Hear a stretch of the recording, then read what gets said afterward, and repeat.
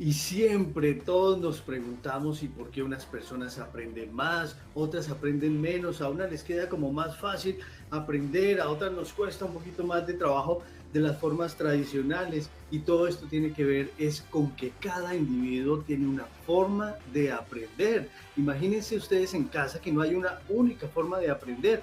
Hay casi que 12 formas de aprender y cada vez que aparecen incluso más tecnologías, podríamos hablar de nuevas formas de aprendizaje y tenemos que ir de la mano de esas formas de aprendizaje para poder entender cómo es que aprenden sus niños, por qué a un niño le funciona más aprender matemáticas o aprender español o por qué funciona más en ciertos ambientes, porque unos aprenden con ruido y otros aprenden con un sitio totalmente en silencio y es por lo que vamos a hablar hoy.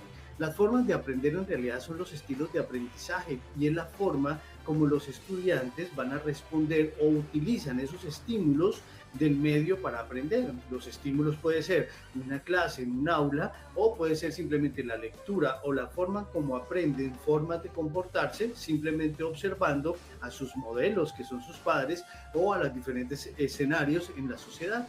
Las condiciones educativas, recuerden que siempre deben ser favorables para el aprendizaje. No podemos lograr que uno de nuestros chicos o chicas en casa aprendan de una forma cuando no están en un estado incluso fisiológico favorable para aprender. Por ejemplo, si se dan cuenta, se pelea mucho con estas cosas de los planes alimentarios en los colegios y es porque una persona con el estómago vacío pues no va a poder aprender de una forma adecuada. Una persona que no ha dormido bien no aprende de forma adecuada y cosas así que hay que tener en cuenta. Pero además de eso, en el cerebro de cada uno funciona de forma diferente. Cada estudiante tiene un cerebro diferente y estoy hablando de estudiantes, no solo los chicos en casa, sino todos nosotros, ustedes papás, mamás que están haciendo procesos de especialización, de doctorado, profesionalización o que están aprendiendo recetas de cocina y están haciendo, siempre estamos activos en el sistema de aprendizaje. Sirve como indicador saber la forma de aprendizaje, porque de esa forma también, si yo estoy aprendiendo de la forma inadecuada que no es la mía, pues mi rendimiento va a ser muy bajo. Pero si estoy aprendiendo en las condiciones óptimas y alguien detectó que mi forma de aprender es la adecuada y esa es la que están utilizando, pues voy a ser el mejor de la clase. Entonces tiene que ver con esto. No todos aprendemos de la misma forma. Grábenselo todos en su cabeza. Si tienen dos hijos, cada uno de ellos aprende de forma diferente y es el trabajo de los papás tratar de determinar cómo es que aprenden mejor para que cada uno tenga su mayor rendimiento. Porque vamos a empezar a hablar de una vez de los tipos de aprendizaje. Digamos que hay más o menos en la gama de todos los colores 12 estilos de aprendizaje. Entonces están los activos. Los activos son aquellos chicos, aquellas personas que disfrutan de nuevas experiencias, no son escépticos, tienen la mente abierta, o sea que son aquellos chicos como que están despiertos todo el tiempo, activos, la persona que sale a la calle y va siempre observando, captando información del ambiente, inclusive se pone a chismear acerca de lo que está haciendo el otro, lo que está hablando el otro, de la situación que vive la persona que está alegando o está manoteando en el bus, cosas así. Son personas que tienen un aprendizaje de tipo activo y que necesitan de actividad para aprender. Por lo tanto, estas personas meterlas en un rincón, aprender en absoluto silencio, leyendo un libro, tal vez no sea la mejor forma. Tal vez sean personas que seguramente aprenden mejor cuando hay ruido, cuando hay ambiente, cuando hay otras personas o incluso en trabajos en equipo. Hay los reflexivos. Las personas reflexivas entonces son aquellas personas como taciturnas y meditabundas y trascendentales que tienen que despelucar la mitocondria. Entonces tienen que llegar a la célula y despelucar cada cosa que van a aprender y son los que preguntan, profe, una pregunta, profe, y estas personas son reflexivas, quiere decir que tienen que analizar todo, masticar muy bien la información que están recibiendo para poderla digerir, por lo tanto ellos no son memorísticos, ellos son más analíticos, más que utilicen, hay otros que sí utilizan la memoria simplemente. Observan las experiencias y a partir de las experiencias, estos reflexivos, por ejemplo, son los buenos alumnos en laboratorio y son los que quieren tomar el liderato y yo le agrego el químico y yo le aplico esto y qué pasa si le echo una gotica más. Estos son reflexivos, analizan absolutamente todo, pero también no son arriesgados. El reflexivo es prudente. El reflexivo, así como quiere arriesgarse a aprender, pero también pregunta, ¿qué pasa si esto? Tengamos cuidado con esto, usemos los elementos de protección. Entonces, aquella persona que es agudísima tanto para hacer como para medir las consecuencias de ese acto de aprendizaje. Están los teóricos, y si saben que en los colegios todos tuvimos compañeros que eran totalmente teóricos, y tal vez aquí está la gama de los memorísticos, y esas personas que aprenden tan fácil, dicen algo en clase, leen algo y se les queda grabado en la memoria, pero es que son muy teóricos. Entonces, el texto, las palabras y el lenguaje, sea escrito o sea oral, lo graban de una en su memoria y lo pueden repetir. Son personas que pueden grabar fácilmente la letra de una canción, una prosa, que se repiten textualmente el argumento de una película, que repiten cuando le hacen la pregunta en los exámenes, en los quizzes, casi que extraen completamente el párrafo de donde estudiaron, porque son totalmente teóricos, son muy perfeccionistas, son muy analíticos también en el grabar eso que están aprendiendo, son racionales y procuran también los teóricos ser muy objetivos ante todos, entonces no se descrestan ante la información, por el contrario, la someten a evaluación. Están los pragmáticos y aquellos que aprenden es en la práctica, que aprenden es en el hacer. Hay unos que aprenden en el leer, pero hay otros que aprenden es en el hacer. Si esa persona no hace, no va a aprender. Son los pragmáticos, son personas que necesitan comprobar todas las ideas que les dan, que también las digieren, pero la forma de digerirlas es haciéndolas, no simplemente leyéndolas y grabándoselas en la memoria.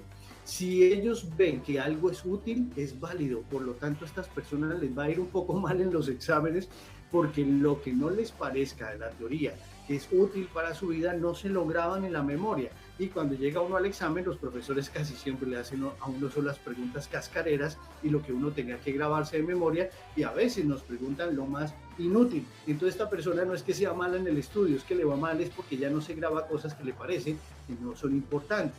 Está el lógico, que es el matemático, el que suma, el que resta, el que multiplica, el que va a ser el contador, el economista, el que tiene ese perfil de aprendizaje, se dirige hacia ese tipo de carreras y de profesiones, y por lo tanto hay que establecer muy bien. Una persona, por ejemplo, en el rango de la matemática, seguramente no va a ser el humanista, va a ser alguien muy de escritorio, de rincón, y que le gustará analizar números, sumar, restar y multiplicar y llegar a las conclusiones de los resultados exactos. Está la persona que tiene aprendizaje social, y ahí aparecen los que se lanzan de yo quiero ser el personero, la personera, y que se lanzan en los colegios y quieren actuar y son líderes. Entonces allí aparece el aprendizaje de aquellas personas que son líderes. Solo aprenden en la interrelación, en el trabajo en equipo, cuando hablan con los compañeros, cuando el profesor les da la tarea de tú encárgate, expon esto para tus compañeros, y esa persona se toma el liderato y lo hace con todo bien hecho. El juego de roles para este tipo de personas es muy importante. Al explicarles, por ejemplo, los papás, al enseñarles o tratar de hacerles entender algo, pueden utilizar el juego de roles y ellos lo van a asimilar de una forma mucho más fácil. Está el solitario y el interpersonal, y entonces aquella persona que no quiere hacer nada con nadie, que lo quiere hacer solo, que es perfeccionista también, pero que también es temeroso de que los demás cometan errores en sus trabajos. Entonces hace las cosas solo, nunca se va a ofrecer para hacer trabajo en equipo. Cuando les toque trabajo en equipo, estas personas no quieren. Entonces uno tiene que entender, porque a veces en los colegios se obliga al trabajo en equipo, pero yo obligo en trabajo en equipo, y si veo que hay alguien que tiene un perfil de aprendizaje solitario, pues si lo obligo, lo que hago es entorpecer su tema de aprendizaje. Entonces no puedo experimentar con los chicos. Tengo que saber, casi que un profesor en el aula de clase, siempre lo primero que debería hacer en las primeras semanas es detectar de todo ese grupo de alumnos que le han correspondido, cuáles tienen cierto tipo de aprendizaje, e incluso poderlos agrupar por formas de aprender, y esa forma del aprendizaje tal vez sería un poquito más ideal para ellos. Está el aprendizaje visual. Entonces la persona que solo aprende viendo, que solo ve figuras, que solo ve el texto, no el que un audiolibro y aprendió, sino el que tiene que ver el libro y leer y ver las palabras para poderlos asimilar. Estas personas se concentran mucho en los símbolos, en las letras, y cuando les hacen una pregunta en un quiz se acuerdan en qué página de qué libro era que estaba, y si estaba después de o antes de. Tienen una memoria muy impresionante y son los que tienen este carácter visual. y están los aural, que son los auditivos. Entonces los audiolibros funcionan mucho para ellos, los videos de YouTube con ciertas explicaciones, grabar la clase es algo que les sirve mucho y utilizan mucho la audición. Están los verbales, son los que tienen que hablar y tienen que expresar y exponer, y estudian y tienen que repetir o leer en voz alta lo que están estudiando para que se les quede grabado en la memoria. Están los kinestésicos, que son los que tienen que aprender el movimiento, son buenos para las educaciones física, el arte plástica, bueno, todo esto que tiene que ver con manualidad, con movimiento, con actividad para el baile, y son muy artísticos. Y el último, que es el estilo multimodal, que es una combinación de todos los anteriores o algunos de los anteriores, o tiene varios estilos, que casi siempre somos todos, pero hay uno que predomina. Entonces yo espero que ustedes en casa hayan tomado nota, y primero lo que deben hacer ustedes es definir cuál es su estilo y empezar. Tarea, ojo, tarea para todos ustedes en casa. Empiecen a ver en sus hijos cuál es el estilo de estos 12 estilos, el que les sirve más, para que de esa forma puedan llevarlos a un mejor proceso de aprendizaje. Mis compañeros seguramente que trabajan conmigo en este tema audiovisual tendremos alguna predisposición al aprendizaje tipo visual y también al aprendizaje de tipo social, porque vivimos en interacción. Yo no sé, pues sigamos con la del colegio, ¿no? Con nuestra colegiala chiquita, nuestra Sofi. Dime verdaderamente, mi Sofi, ¿cuál es tu estilo de aprendizaje de todos estos? Y si tienes alguna pregunta.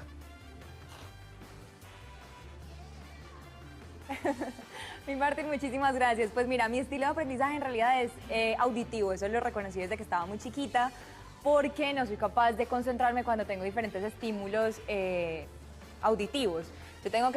Yo soy de las que tengo que irme a estudiar en un lugar entonces silencioso, si me tengo que concentrar mucho, o por el contrario, recuerdo que en el colegio y en la universidad no podía copiar en los cuadernos. De hecho, yo me gradué casi que la universidad entera sin tener un cuaderno, porque o apuntaba o prestaba atención.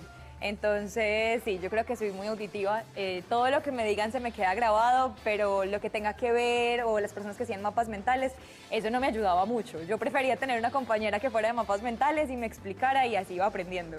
Ese, y tal vez el reflexivo. En ese tengo una pregunta al respecto, mi Martín, y es cómo los niños que tienen esta forma de aprendizaje reflexiva pueden ser más arriesgados. Tú mencionabas que son muy curiosos, que a veces son muy líderes, pero también terminan siendo muy temerosos a la hora de poner la teoría en práctica. ¿Cómo en casa puedo tener o identificar un niño que sea reflexivo, pero también ayudarlo a que sea un poquito más arriesgado a vivir esas experiencias?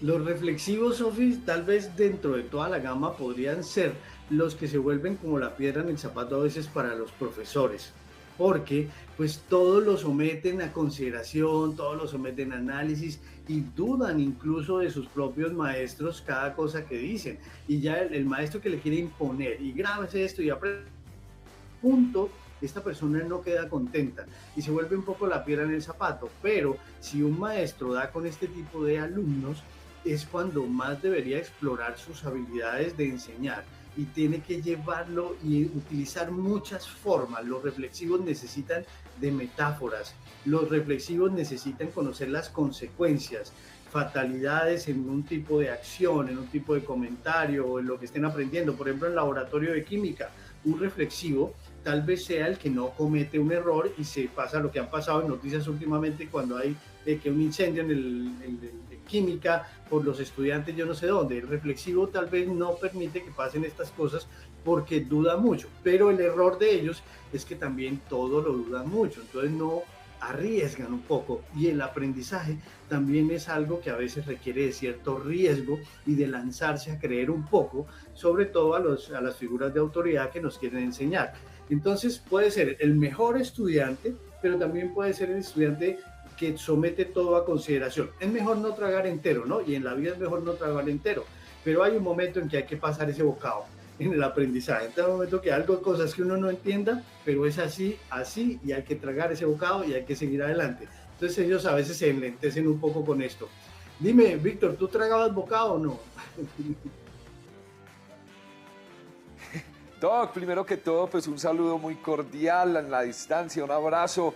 Y Doc, no, la verdad, pues he sido como multimodal, aprendo de varias maneras. Lo que pasa es que yo sí quisiera preguntarle algo, Doc, y es que, bueno, uno se da cuenta que hoy en día hay muchos métodos de estudio en los cuales uno identifica el momento adecuado para aprender mejor y cosas así.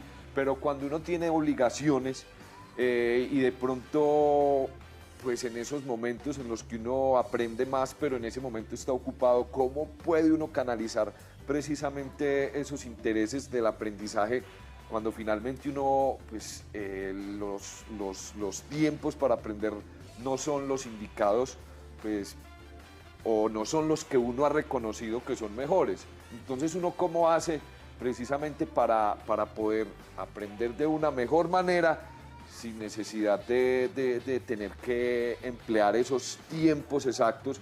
Porque como le digo, pues uno ya con muchas obligaciones no tiene... Es que me pasaba, Doc, que precisamente hablábamos sobre algunos métodos de aprendizaje y en los que, bueno, lo primero que hay que hacer es identificar si usted es bueno para aprender por la mañana, si le entra más por la tarde, si es mejor por la noche. Y bueno, digamos uno, bueno, sí, yo por la mañana identifico que me va muy bien para poder aprender, pero tengo que trabajar, entonces ahí cómo identifica uno otro momento en el que pueda uno aprender fácilmente. Sí, mira, de todas maneras el aprendizaje no depende solamente de un factor, ¿no? Entonces digamos que el aprendizaje tiene varios factores.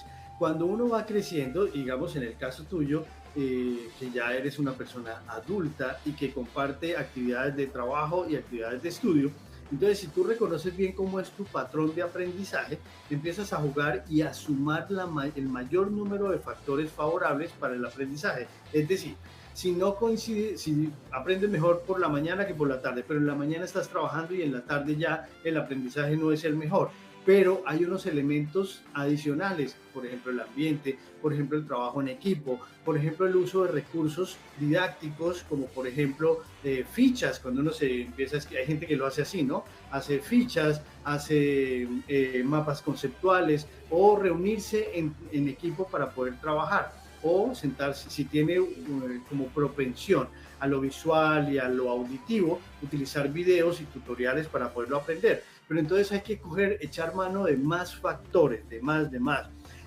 A veces, por ejemplo, yo personalmente, Martín Carrillo, no aprende si no es con ruido. A mí no me metan en un cuarto aislado en una biblioteca, que seguramente ahí sí estaría mi Sofi, pero Martín Carrillo no se mete en una biblioteca. A mí me toca estar viendo gente, escuchando ruido, y es el momento en el cual más aprendo. ¿Cuál es el primer paso? Reconocer el propio estilo. A los adultos que nos están viendo, mi recomendación es reconozca su estilo. No importa si de niño nos tocó obligados un estilo para todos igual, pero ahora que somos adultos tenemos la oportunidad de reconocer, yo aprendo mejor de esta forma, mejor de esta otra. La atención, por ejemplo, es muy importante. El tiempo de atención va disminuyendo con los años, a veces igual que los niños. Entonces los niños uno puede tenerlos sentados una hora hablándoles teoría, porque se aburren, se duermen y se dispersan. Entonces hay que ciclos cortos. Pasa también en los adultos.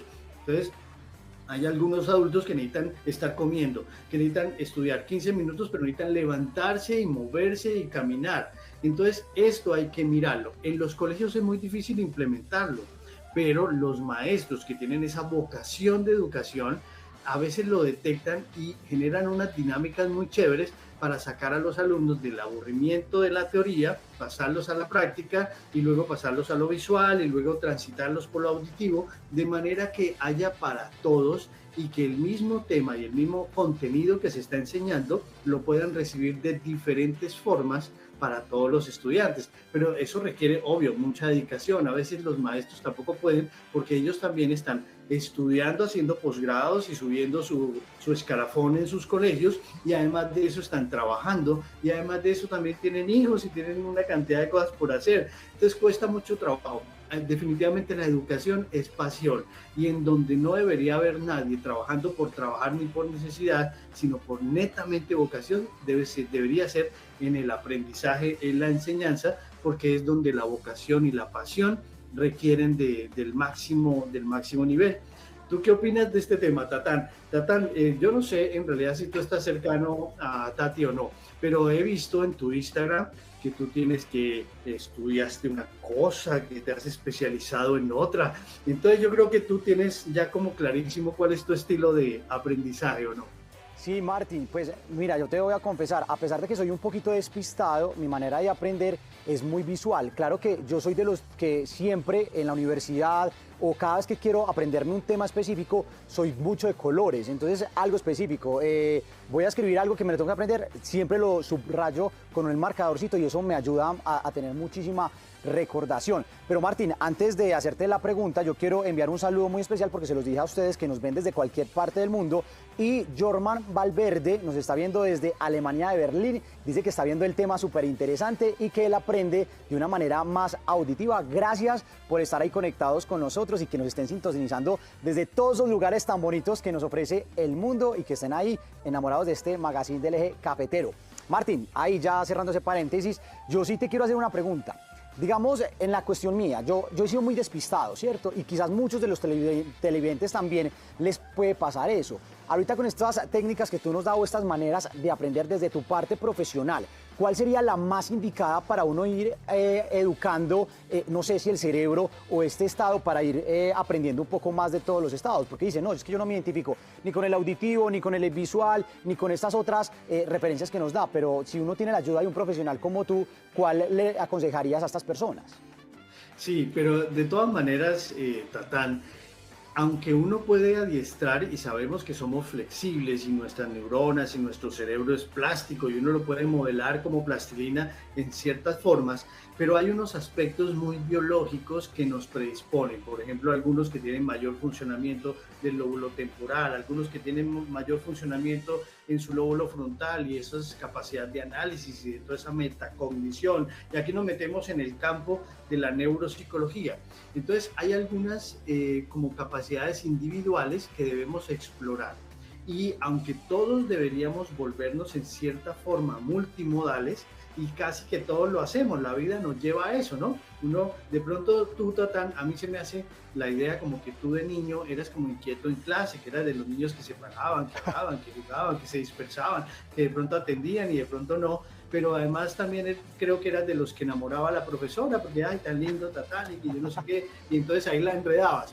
Entonces, de pronto ahí, pero a medida que has ido avanzando y a medida que vas llegando, por ejemplo, al nivel que ya has llegado, que es de gerencia y todo este tipo de estudios especializados, seguramente te has vuelto más multimodal y entonces ya no te dispersas tanto, ya escuchas, pero también ves, pero también participas en grupo, pero también lideras. Entonces uno con la madurez en el aprendizaje, uno va transformándose y se va volviendo un poco multimodal, pero de todas maneras habrá una forma que es la predominante. Entonces uno tiene que lo que ve en clase de forma multimodal, llegar a casa a reafirmarlo de la forma en que individualmente cada uno le gusta más. Entonces reforzarlo de forma auditiva, de forma visual, para que el estudio, el aprendizaje sea mucho mejor.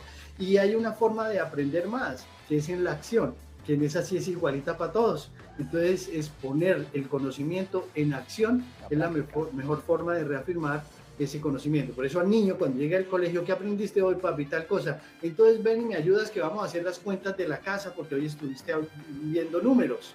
Entonces es ponerlo en acción y ellos van a participar. No solo el aprendizaje se reafirma a través de la participación en las actividades de la casa, fuera del aula. Sofi, tú ibas a decir algo, mi Sofi. Así es, lo que pasa es que estaba escuchando hablar a Tatán y definitivamente Tatán hubiese sido ese tipo de compañero de clase que yo hubiese elegido para que me ayudara con las materias porque él, como dice, es muy visual y es muy de subrayar. Entonces estaba pensando en eso, pero también se me ocurrió, Martín, preguntarte acerca de las emociones que surgen cuando estas formas de aprendizaje no se nos dan de la forma en la que deseamos. Por ejemplo, yo soy auditiva. Y cuando tengo muchos estímulos, cuando estoy en un lugar con mucho ruido, me genera como una frustración, como una ira, como que me estreso.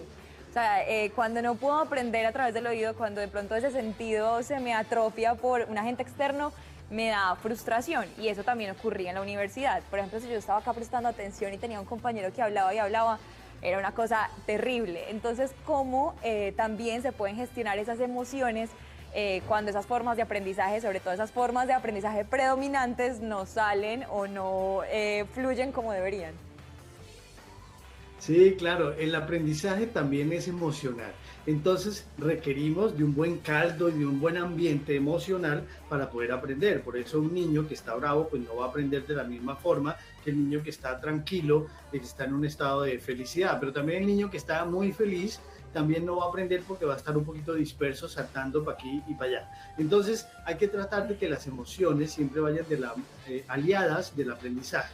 Si tú reconoces que tu emoción, si ustedes en casa reconocen que el que les estén hablando y esto les interrumpan, les daña el aprendizaje, pues deben buscar y reservar un espacio o utilizar la tecnología para poderlo reservar, que es colocarse audífonos o establecer unos tiempos, organizarse en casa, decirle a los chicos, a los papás, mientras esté estudiando, por favor no me interrumpa, cosas así, ¿no? Entonces, es como ponerse en la línea de la emoción pero explorar, porque tenemos como seres humanos la capacidad de explorar al máximo y exprimir al máximo las capacidades que tenemos de aprender, tratar de volvernos multimodales y con el paso del tiempo tratar de disminuir y evitar reaccionar ante esos estímulos que nos pueden sacar de casillas en algún momento y nos pueden alterar el proceso de aprendizaje. Recuerden que nos construimos entre todos y ese es el objetivo de esta sesión. Reconozcan en sus familias, reconozcan en ustedes mismos cuál es su forma de aprender y sobre esa forma de aprender traten de meterle al máximo el potencial para que logren aprender también al máximo y sacar provecho de lo que significa la vida, que es un aprendizaje continuo. Esto fue por hoy, gente de mente, pero el miércoles nos vemos nuevamente. Vamos a hablar, invito a todas las mujeres que están llegando a los 40 o que están en la la etapa de los 40. Vamos a hablar de todo lo que rodea esta etapa, ¿vale? Espero que Liz esté también aquí ese día acompañándonos. Eso ha sido todo por hoy en Gente de Mente.